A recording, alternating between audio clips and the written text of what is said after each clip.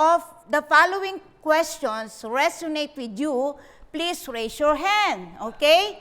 First question, have you ever invited someone to a birthday or a family event hoping they would come but they were just too busy?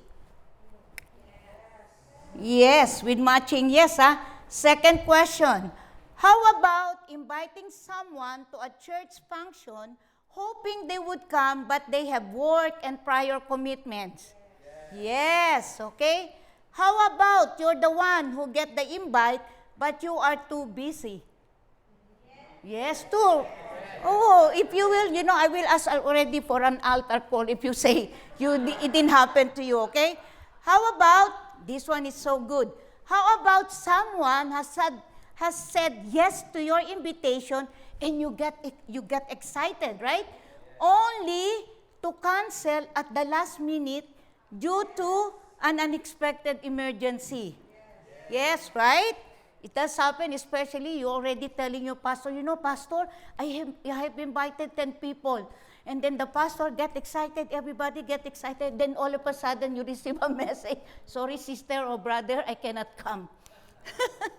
Okay? So it's obvious from you guys that all of us have experienced inviting someone to an event only to get a response that, sorry, I can't come, I'm too busy.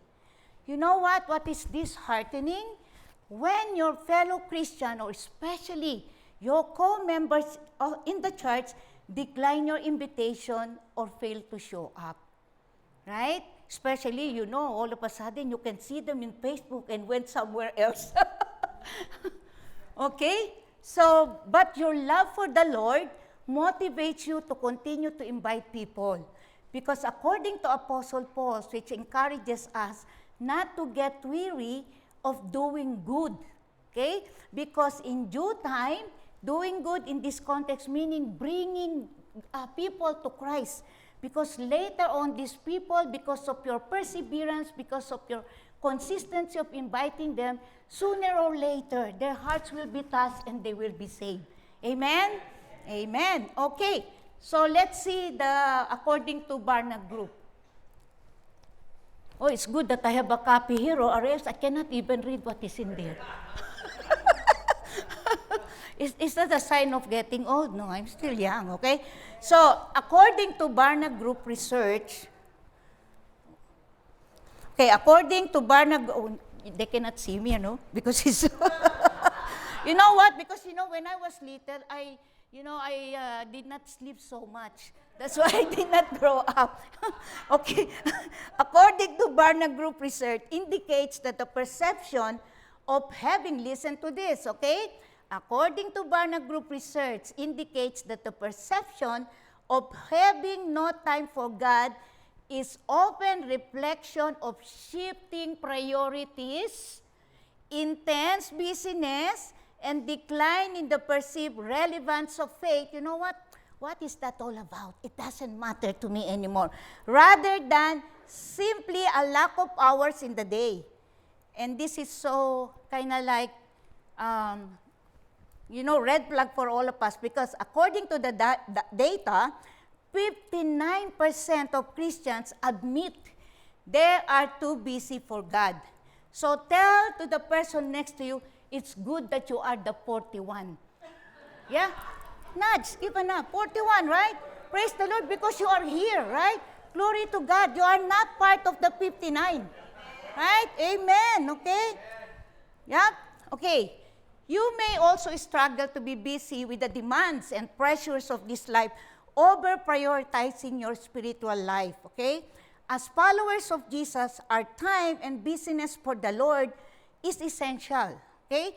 Not just an add-on to many to-do lists that you have every single day.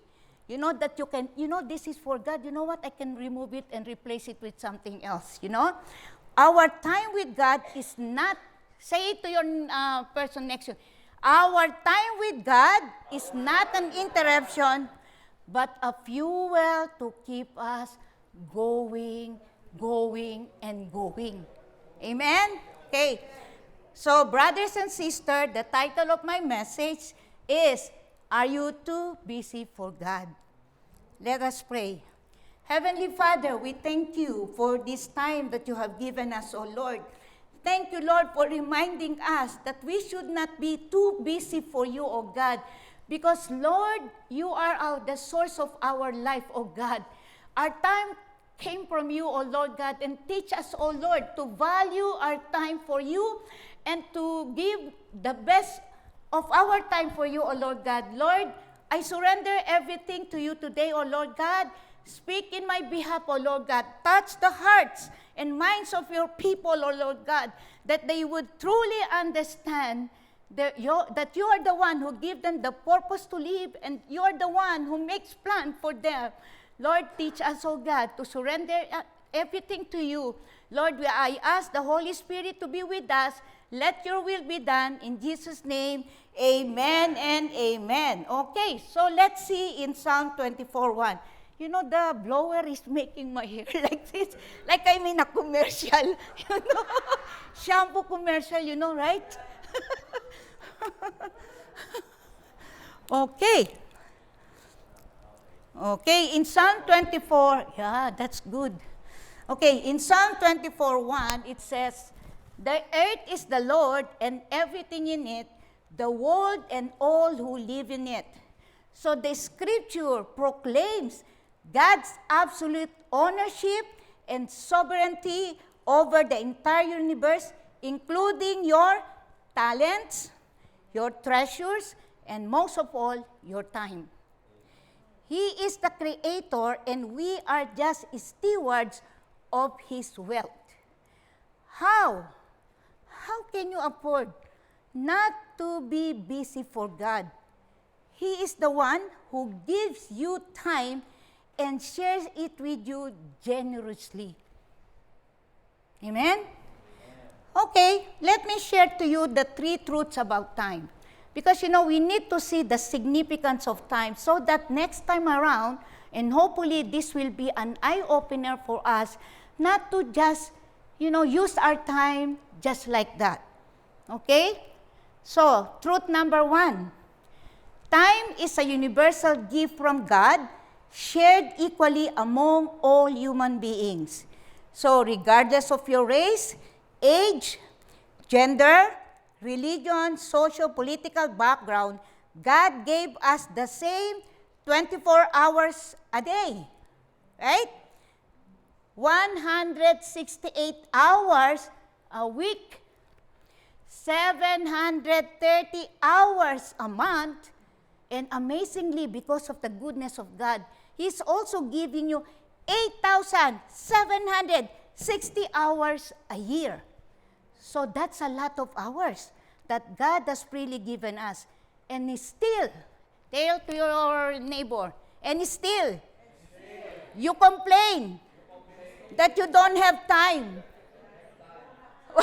Why you're not looking, you're guilty too, right? You have no time and you're too busy to do things for God. Amen? Okay? Time is given to each of us as determined by God, and it is not in our control. Okay? He has created us and give us each day and numbers our days according, listen to this, according to His plans and purposes. In Psalm 90:12, teach us to number our days that we may gain a heart of wisdom to use our time wisely. So please, you know, so that the person will be alive, okay? Please say to the person next to you, tomorrow is a gift, not a guarantee. So, make the most of your today, making sure, okay? We have to make sure that every day that God has given us a day to live, you are always in the presence of God. Because as I said a while ago, nobody knows when will be your termination day, right? So you have to make sure when that time comes, okay, you are always in the presence of God, because your absence in this world will be your beginning of your everlasting life in heaven. Amen. So you should not be afraid to die.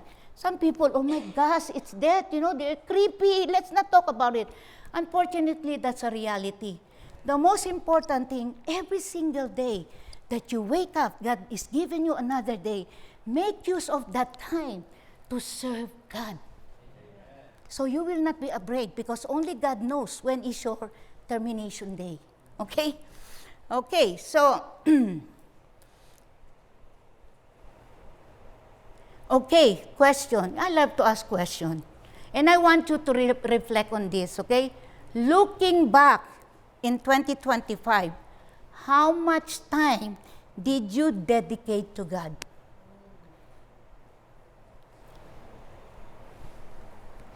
Sister Banji, I'm feeling so guilty. Don't worry. You still have 2026, hopefully. Right? Because 2025 is a history. But God is a God of a second chance. Okay? So second truth. Say second truth. Who you are and who you're becoming determines how you spend your time. Okay? How you use your time shapes your identity, purpose, personality, character, values, abilities, experiences, and most of all, your spiritual attributes. The Bible teaches us, as a believers, our identity is in Christ. And our ongoing transformation should be into the likeness of Christ. Okay? Therefore, we have to prioritize our choices, and even our time management should be aligned to the purposes and plans in our lives. Okay? So as you grow in your faith, remember that who you are already a new creation. And your becoming should conform to the image of Jesus, should dictate, how you spend your time focusing on eternal, purposeful endeavors rather than fleeting worldly desires. Amen? So in 1 John 2:6, whoever claims to live in Him must live as Jesus did. This emphasizes that we have to continue to align our actions, our love and character with Jesus, okay? Though we are in this world, we are not of this world. We are being set apart. We are a highly priesthood, and most of all, we are the ambassador of Christ. To live a fulfilling life as followers of Christ, we must say to the person next to you, you must, okay, prioritize loving God, loving others as we love ourselves, and to do things that have eternal value as a measure of our success on earth. Question: how do you define success? Is it by the things you own, your career, your accomplishment, or the strength of your relationship with God and others? So you already have two things to reflect on, So next time, Pastor Albert asked them, their diary, and you can see a long list. Okay, truth number three. Time waits for no one. But, this is a good thing, but you can control how you will utilize it. This emphasizes that time, while it is unstoppable resource, you have the power to choose how you use your time. Once time is gone, it cannot be retrieved or recycled. Therefore, once again, use your time wisely. Don't let your busyness hold you back from forgiving others, serving others, or even if there are some people here who haven't accepted Christ as their Lord and Savior, and most of all, those who have been in the faith for so long, this is your time to serve God. There is no amen? Okay, the perfect time, because if you're waiting for the perfect time, it may never come. Every time is a perfect time to serve God. Don't wait for the time. You know what? If you have kids, I want them to grow up, and then when they grow up, they have to finish the school, and then when they finish the school, they get married, you have the grandchildren. And now you're so weak, you cannot even come to church. So every time, the joy of the Lord is your strength. So the more that you please God, the more that God will give you strength. Amen. Wow. I love that. Okay? So you don't even have to drink vitamins. Just serve the Lord. Please the Lord all the time, and you have the joy. You have the strength. Amen? Okay. Every morning, okay, that you wake up, it's a blessing by itself. Do you know that not everybody who slept last night is still awake today? It's a gift from God, as I mentioned again. You have, and this is a good thing, you have another day to live, to breathe, and to make the most of 24 hours. And if by the grace of God, if you still will make it through these years, you have 8,760 hours ahead of you at your disposal. In Luke 23:4, reminds us, to whom much is given, much is required. Make the most of the time God has given you and use it to fulfill His purposes and plans. Because you know what? We will be accountable to God. How we use our time as His stewards. In 1 Corinthians 4:2 says, moreover, it is required of the steward that they be found faithful. How many of us here are faithful to the Lord? Oh my gosh, where are the hands? Amen. Okay? How will you be spending your time and busyness? Okay, question. How will you be spending your time and your busyness this year? Are you going to be busy on worldly things or busy on kingdom things which have eternal value? Amen?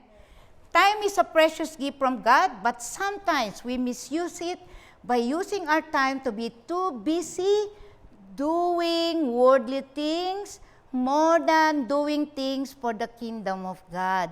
You know what? When I was talking with Pastor Albert a while ago, I was so excited because, this is a good, opportunity for all of you guys to bring more people because there's a lot of spaces in the church, right?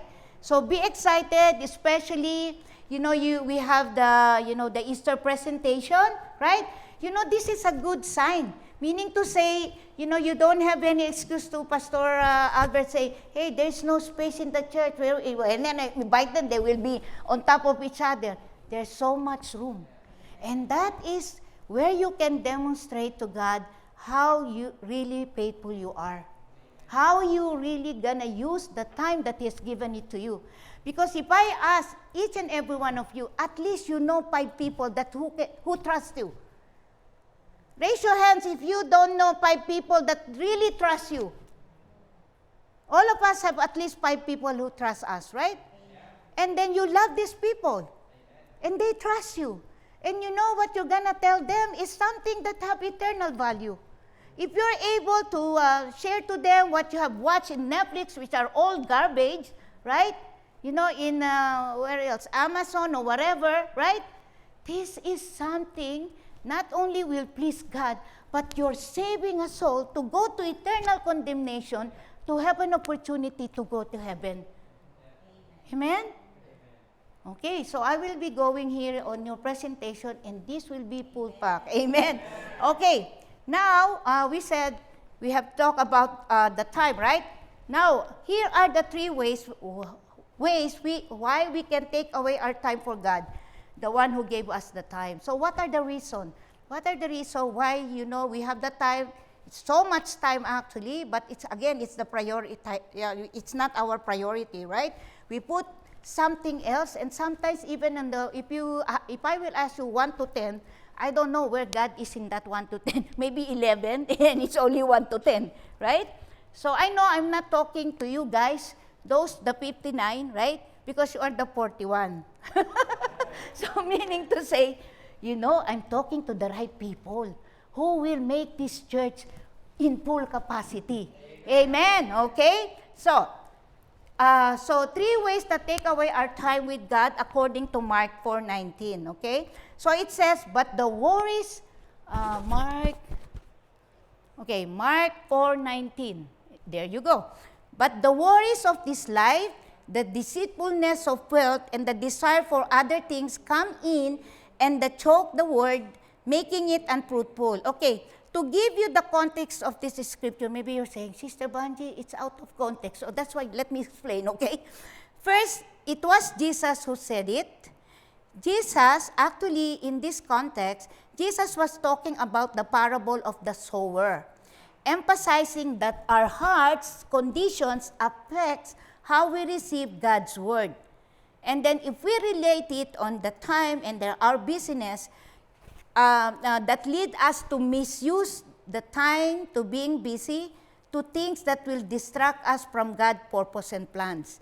Because you know, right, whatever is in your heart, the desire of your heart, that will lead you to use your time or your energy or your resources and everything to what that your heart is leading you. Okay? So in this scripture, Jesus wasn't talking time directly. He's talking about the hearts, okay?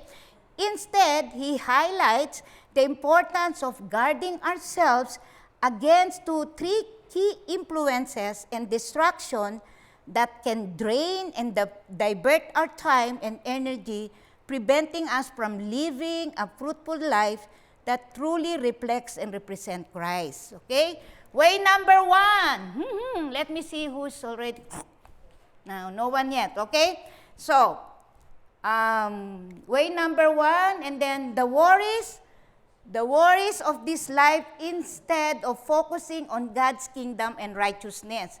And the verse, we can see it in Matthew 6:26-29. Okay? Let us read. Look at the birds on the air, for they neither sow nor reap, nor gather into barns, yet our heavenly fathers feed them. Are you not more valuable than they? Which of you, by worrying, can add over a cubit to his stature?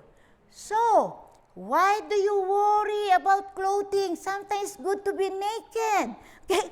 Consider the lilies of the field. How they grow, they neither toil nor spin. And yet, I say to you that even Solomon, in all his glory, was not arrayed like one of these. So the verse encourages believers to put their faith and trust in God's providence rather than worrying about everyday needs like food and clothing. Jesus even uses the example of birds and lilies to highlight God's faithful care for creation, reminding us that humans are even more valuable and will be provided for.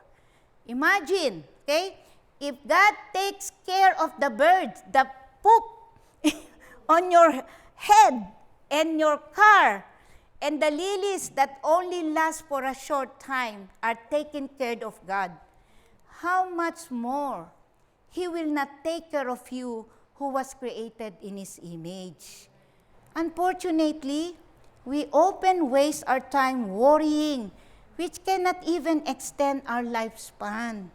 In fact, you know, it will cause you to lose hair and will cause you to have a lot of wrinkles, and it's so expensive to straighten that again, right?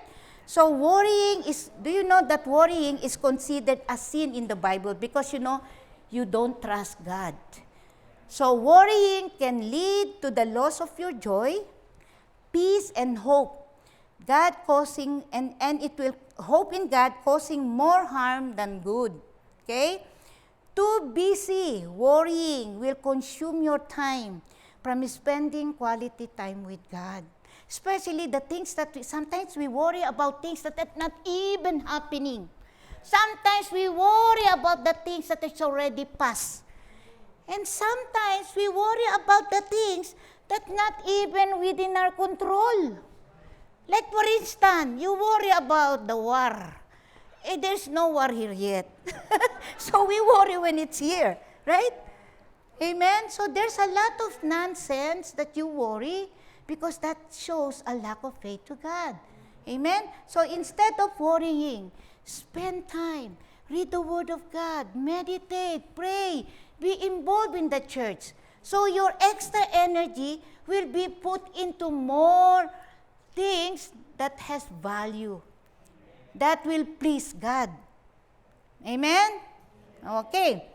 So the next time you're tempted to worry, pinch yourself, to wake them up. Hey, flesh, flesh, flesh, flesh, okay? And remind yourself that your time is too valuable to waste on worrying. Amen? Okay. Matthew 6:33, what you should do. But seek, everybody, I think this is like the same thing like John 3:16. We know it so much, right? And this one too, we know it so much, this verse, but the problem, do we apply this verse in our life? Okay? Because it says in Matthew 6:33, but seek first the kingdom of God. Not the second, not the third. First. What is first? The last time I checked the meaning of first, still first. Amen? Unless you have other meaning with first. Right? I just check it. Okay? It's still first. So, but seek first the kingdom of God and His righteousness. And what was the promise? And all these things shall be added to you. All. And again, the meaning of all is still all. Not some, not few, not many. All is all. Okay? So this verse serves as a powerful reminder to put God's kingdom and righteousness as our top priority to our lives, and in doing so, we can trust that all our needs and even your wants will be met. There is what we call, I asked my group, what is the difference between grace and mercy? So grace is unmerited favor. So these wants are unmerited favor, right?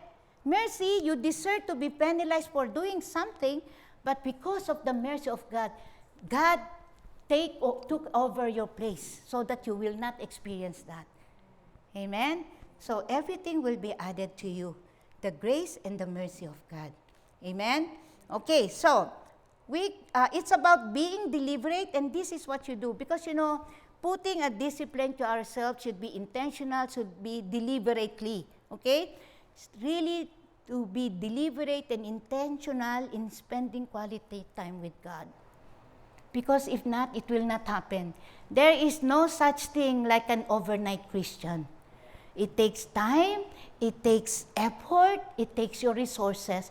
Even in a, relationship with human beings, in order for you to have a quality relationship, you spend time, you spend your effort to that person. So the same thing, if we really want to grow in our relationship with God, with our love for the Lord, we really need to spend time with Him, okay? So this is the thing, when we put God first, instead, and this is what happened, and unfortunately, not only the unbelievers, but also even Christians, instead of chasing after the blessings, focus on having time with God, the source and the one who blesses you.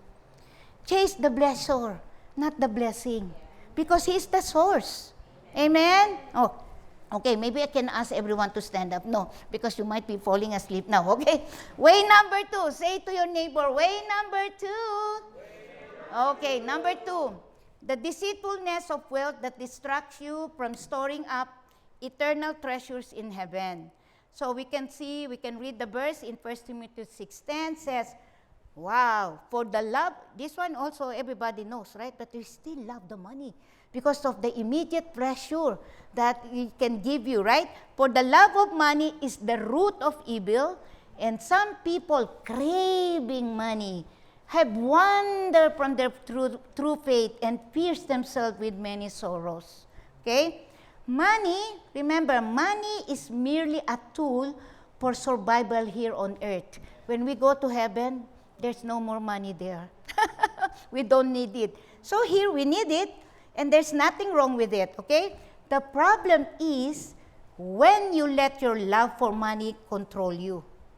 Rather than you control your money by constantly craving for more money, okay? Before we are content with just pesos, now we love the Canadian, now maybe, US or whatever, right? The Bitcoins or whatever it is, there's so much, right? Constantly craving for more money will lead you to be busy so that you can have access to having more money, not missing any opportunity to earn more. Right? That's why, you can see people working 2 jobs, 3 jobs, 4 jobs, all kinds of jobs. And then they're already tired and they're still looking, they could hardly work already. And then, oh, there's an overtime. Yeah, I can still do it. Right? I feel sorry for those people. I'm not saying that, they don't need it. But, sometimes it's also an addiction. Because once you tasted, the pleasure, the temporary pleasure and the immediate pleasure of money, you are tempted to have more. That's why you really have to be wise. You really have to be mindful not to love the money. Okay? Unfortunately, money never lasts. You may have a lot, but, something happened with the economy, you save, you invest it, blah, blah, blah, and then etc. Then what happened? You lost all those hard-earned money that you have. Or sometimes, having a lot of money can also cost your life. Right? Especially in the Philippines. So even here in Canada, some people who are so rich and they're subject for, to be killed or to be kidnapped or whatsoever. That's why you don't look, I have so much money, right? That's why I am free to go wherever. Praise the Lord for that, okay? Okay, so unfortunately, money never lasts. Instead of craving for more money, use your time to craving for things about God that last forever and has eternal value, okay? And then we can see it in 1 Timothy 6:7. Let's see. For we brought nothing into this world, and unfortunately, and it is certain. When we say certain, it's absolute, right? It's absolute, we can carry nothing out. King Solomon, we know King Solomon, he's the richest man recorded in the Bible. Didn't take any of his wealth with him when he died, right? The same applies to us. After a lifetime of work, we leave everything behind except our souls. To date, I just don't know, maybe you have heard something. Up to this time, there is no U-Haul that can carry your earthly riches to heaven. Maybe that's a good business, right? Okay. However, the wealth that truly matters is your positive impact you made here in this earth by advancing God's kingdom. It's very much welcome in heaven, and you will also be rewarded because of your faithfulness. Amen. Okay? So Matthew 6:19-21 say, I think all of us also hear this verse, but I think this is the time for us to really apply this in our lives. Sometimes we know a lot of verses, but the question is, do you apply those things in your life? Right? Because, the Word of God should bring transformation in our lives. It is not just something that additional information, I know a lot of verse, but I don't see changes in your life. Because the Word of God should transform you, a better you, like you're really reflecting the image of Jesus in your life, okay? So remember the parable of the sower that I just shared to you, okay? The desire of our hearts can lead us to misuse our time and the busyness to worldly things. The verse that I just read instruct believers to prioritize eternal, spiritual over temporary material wealth. Having time with God through reading His Word and being actively involved in building His kingdom over storing up treasure here on earth. The scripture also highlights that our hearts follow where we invest our time. So I'm praying that, I know all of you, you're already serving, right? But serve more. Save more. There is nothing like overserve. I think some can be underserved because you're not serving yet. But there is no such thing, I'm overserved already. I'm already in this ministry. The reason for that maybe that you be in a lot of ministry because there's no one who is supposed to be there. If everybody will be serving, oh my gosh, what a beautiful church we will have. It will be light to everyone, and the joy of the Lord will be your strength. Amen? Okay. Okay, so in Mark 8:36, for what shall a profit a man if he shall have the whole world, you can have all the riches here and lose his own. This verse serves as a warning. Okay? You know, the Bible is not only promises. These are also some warning for us because God doesn't want us to be harmed. So He's giving us a warning, reminding us that trading our soul's destiny for temporary worldly benefits, it will lead us to eternal condemnation. This verse also encourages us to spend more time on heavenly things which will bring us eternal gains. Okay? So the next one, okay, the third way why we, take away our time with God is the desires for other things that choke the word rather than to obey the word that will bring you a life of fruitfulness and satisfaction. Okay? It's absolutely okay to work, to have a career, hang out with friends, and do things that you love. So if you love to watch, Netflix, there is a, series there, that's okay. As long as you're not compromising your relationship and your service to the Lord, which also requires your time and energy. In Psalm 35:27 stated that the Lord, okay, listen to this, because God is not a boring God. God is kind of like will not put you something, take you away from being happy, being prosperous. No. In fact, He said in Psalm 35:27, He says that the Lord delights in the prosperity of His people. You need to balance, and this is the key things, okay? You need to balance between your time and energy, between worldly pursuit and spiritual growth. Anything that is out of balance it's hard, right? So you have to balance, okay? In John 15 verse 5, encourages us to abide in God's word so that we will be able to bear fruits, because apart from Him, we cannot do nothing. Honest to goodness, okay? Being busy and exhausted, listen to this, okay? Because sometimes you are so busy, you are exhausted, doesn't always mean that you are fruitful. Because sometimes, because your life is not in order, you are doing things, sometimes repeatedly, or you're doing things not in the right order. That's why you become exhausted, you're repeating the same thing, right? And you are wasting so much time.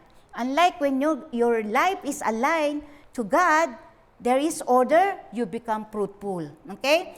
Especially if you don't submit to the authority of God that brings transformation, fruitfulness, and satisfaction, okay?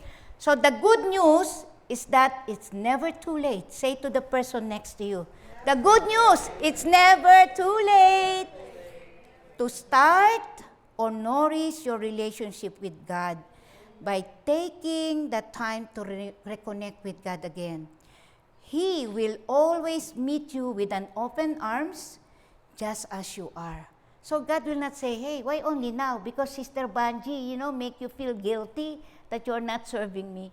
God is not like that. God will always meet you as you are. He would not even remind you of what, all your weaknesses. He wants you, He will meet you, and He will bring you to where He wants you to be. Amen? Okay? So there are more, and listen to this, There are more things to do. Honest to goodness, there's so much thing to do. And in fact, we are in the urgency to do this. Winning souls, bringing people. Because we know, we believe, this church believe that we will be raptured. So imagine if your families, if your friends, okay, or your co-workers, they will be left behind. And they're always with you every single day. But you didn't even have the courage or the boldness or the concern to share the word of God with them. Their blood is in your hands, according to Ezekiel. Amen? So there's so much things. That's why I'm seeing and I'm very excited for our church because there's so much room to fill up all these benches.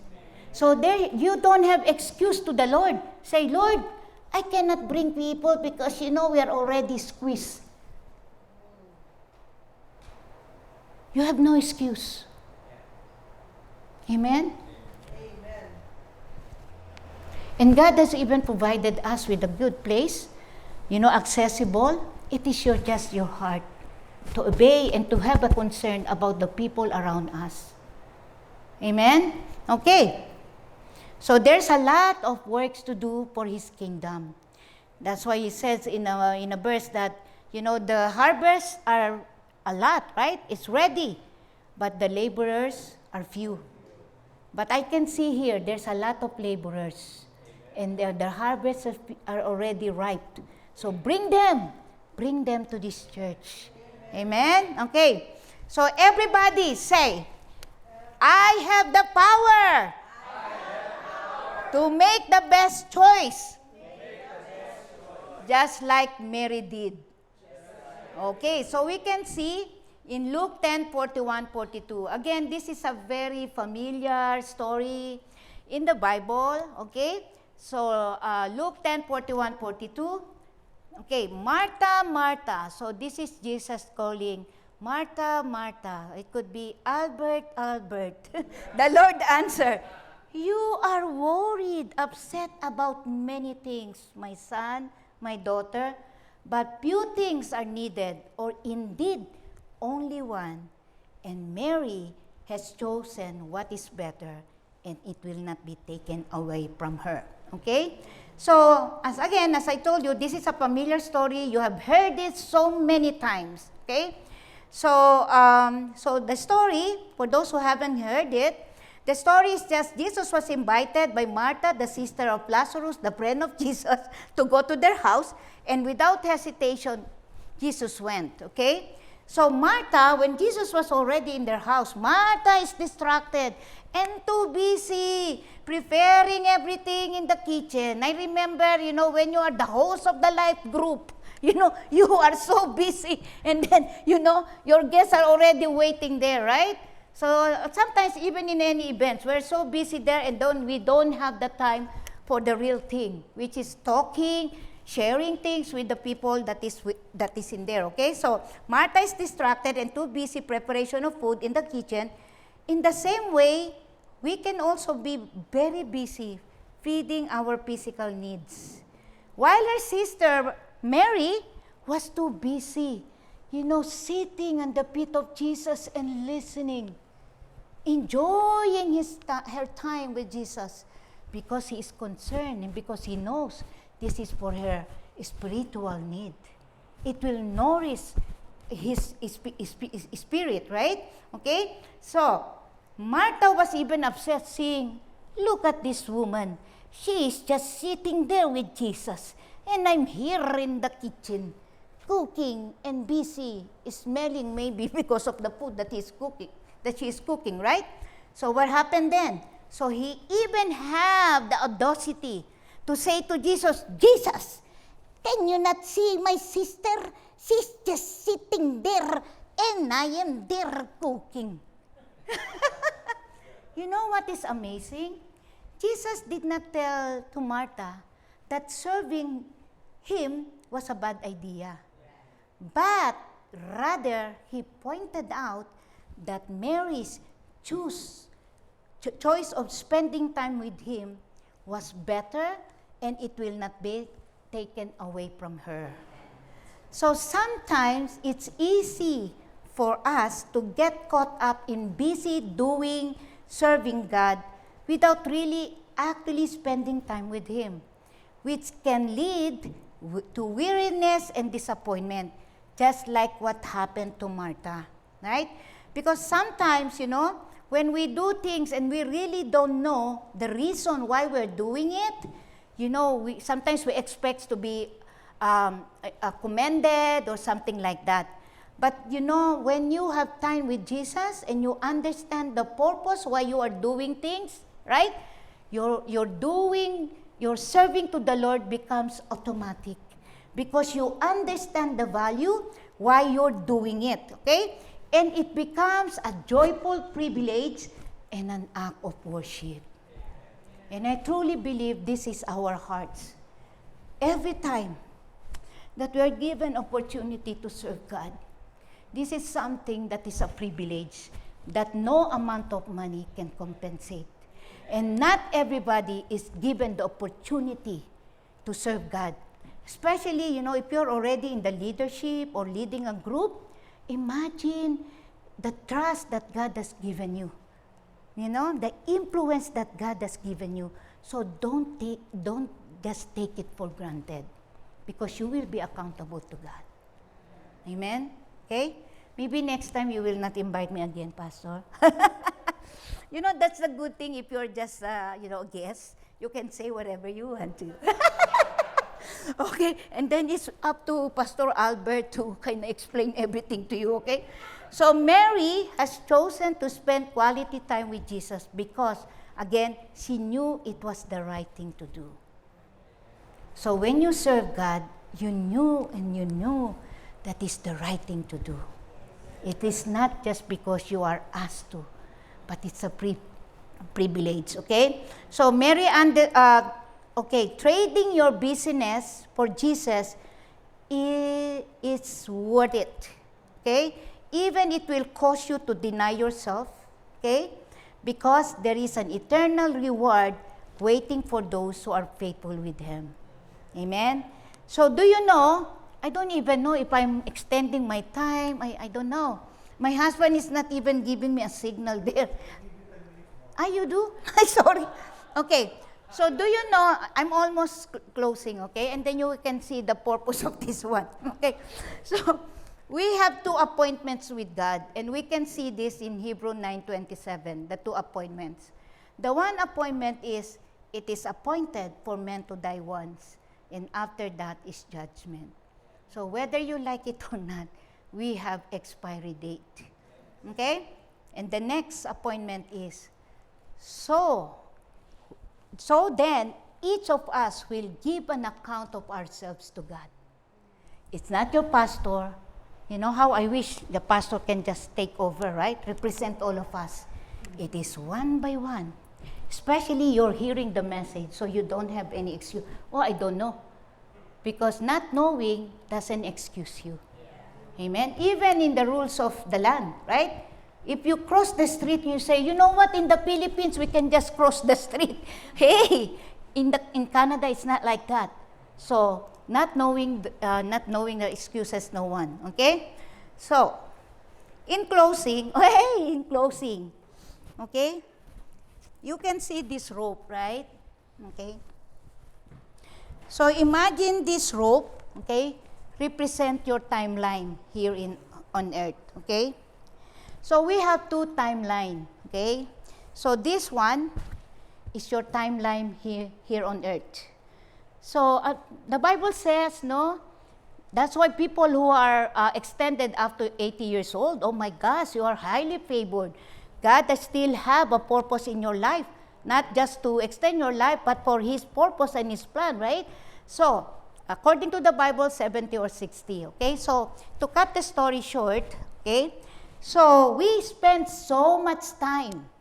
We are so busy, you know, for the things, for the short time that we have in this life. Okay? So, hopefully, okay, we are not seeing the eternity that is waiting for us. The timeless time that God has prepared before us. And do you know how you are able to be in the eternity time? Is whatever you do in this temporary life will determine the eternity that is waiting for you. So I want you, when you go home tonight, do an inventory of the things that you are being busy, things that you are doing right now. Are the things that I'm being busy has eternal value? Because nothing, naked you came, naked you go. Thank you so much. God bless you all.